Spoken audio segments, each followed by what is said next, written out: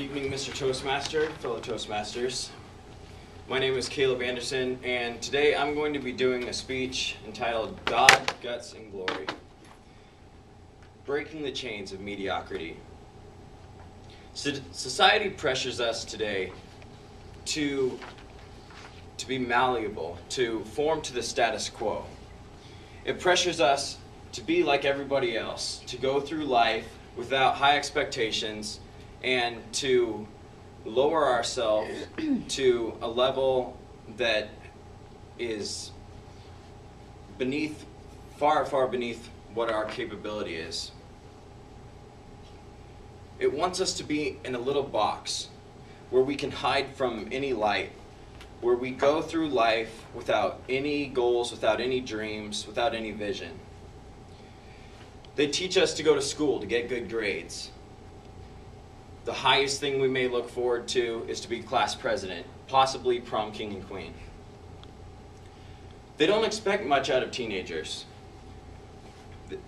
Not much other than trouble, that is. There's not any expectance of competency or maturity. But wasn't always the case. See, expectations, they're like breathing. They've been put on us since we were real little, and it becomes part of who we are.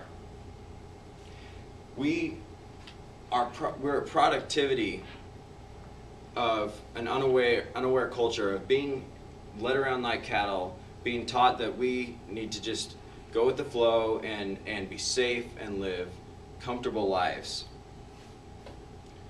We've lost vision.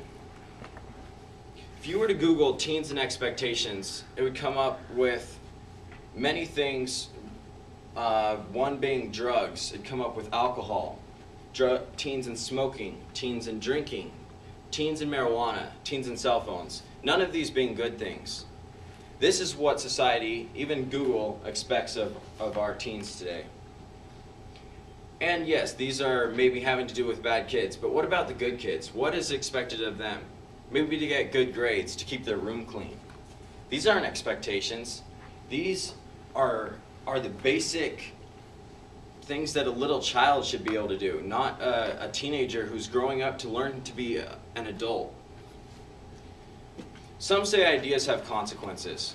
I'd like to say that expectations have consequences. What we expect out of the children coming up is who they're going to become. It's going to have a consequence.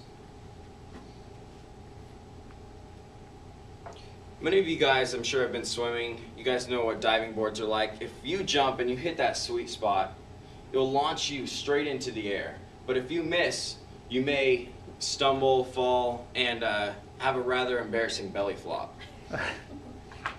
In the same way, as the teenage years are designed to launch us into success, to launch us into the rest of our lives.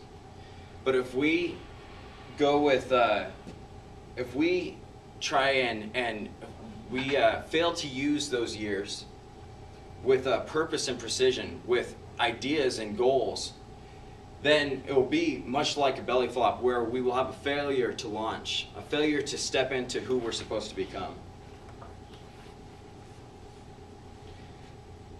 So after high school, where do we go from there? We're taught to go to college, to accrue debt for 4 to 8 years worth of training that most people probably don't even use. And as teenagers, what do they use that time for? To party, to escape the reality of the world, and to be able to go on being children instead of stepping up and becoming who we're supposed to. Now, does that mean colleges are bad? No, I don't want to say that all colleges are bad. I think, if you're becoming a doctor or a lawyer, I think it's necessary. You can learn so much through colleges. But to go just because that's what is expected, no, I think that's something that society's put on us. And being honest, do we have the capability of learning college stuff at a younger age? Yeah, we do. And by the time we're 22, 23, we should be so far beyond what is expected now.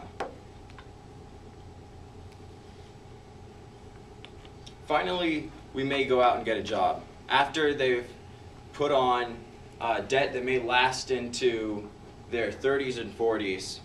We go out and get a normal job with a 9 to 5, 8-hour job. Something that makes us, puts us in a living hell. Now, this was not always the case. George Washington, at the age of 17, he was the official surveyor of Virginia. And what kind of 17-year-olds do you know that have stepped up in that kind of way? Another man, David Farragut, the first admiral of the U.S. Navy. At age 12, he was a captain of a ship with men underneath him. He was put in charge of a ship that was captured and told it to take it all the way back from, it was close to Europe, and to bring it all the way back to the United States. We are taught to live safe, happy lives. No longer do we remember how to step up to be passionate, to be on fire. Proverbs 29:18 says, "Without vision the people perish."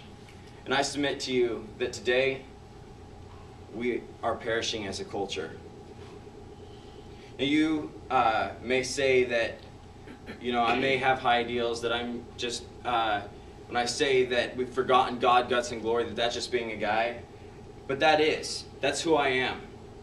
And that's what God put in me. What's my passion? To inspire vision in youth. To be all or nothing. To be on fire. This is who I am. This is me. Thank you.